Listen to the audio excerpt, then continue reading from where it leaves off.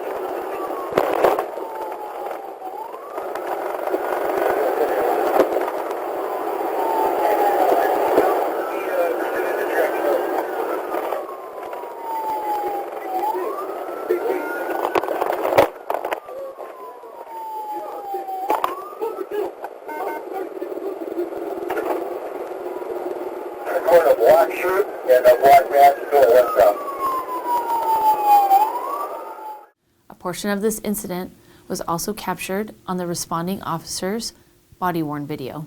Body-worn video cameras are used by most officers assigned to field duties. They are worn at chest level and capture a general perspective within line of sight from that angle.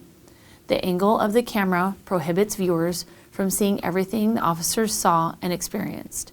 Upon activation, both audio and video will turn on. However, body-worn video cameras have a buffer of video without audio from the previous 2 minutes prior to the activation. This feature is designed to capture incidents that occur suddenly, where an officer doesn't immediately activate the camera.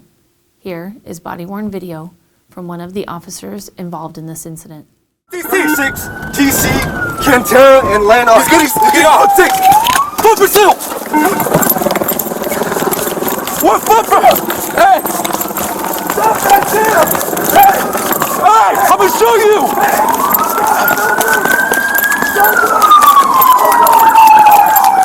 Hey, watch it, watch it, watch it!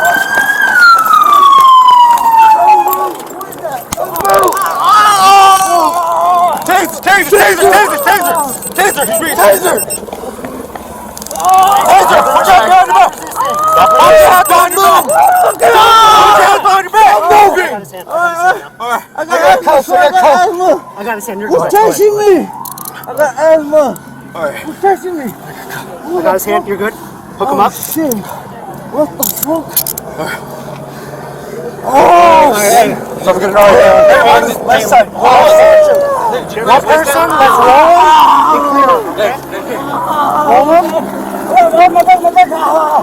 Hey, I'm gonna get an RE brother. Oh, I appreciate it. A portion of this incident was also captured by a surveillance video from a nearby business.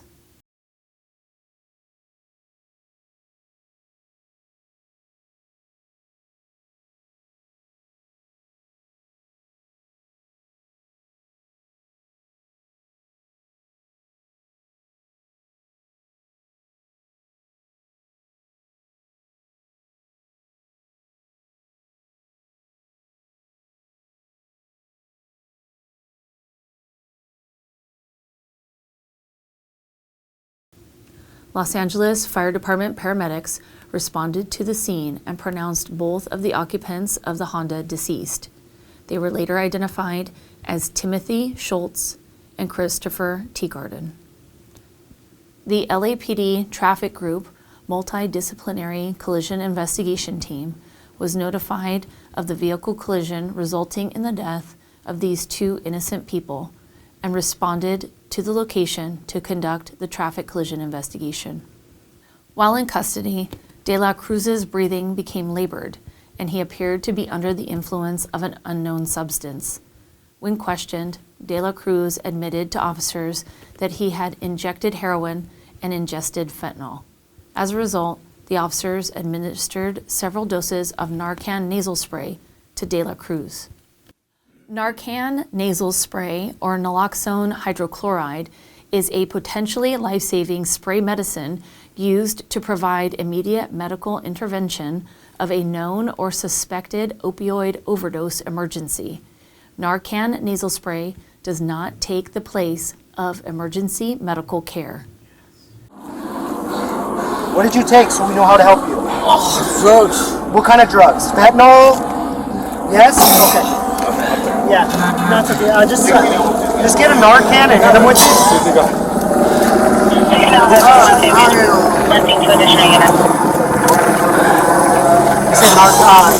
Hey, did you smoke or inject it? You injected it. Okay. Yeah, he's gonna start. Here, hold on. We're gonna help you out right now, okay? Here, hold his nose. I got it. Where are you guys at right now? What shop are you? There you go. Relax. Hey, you're good. Do you have another one?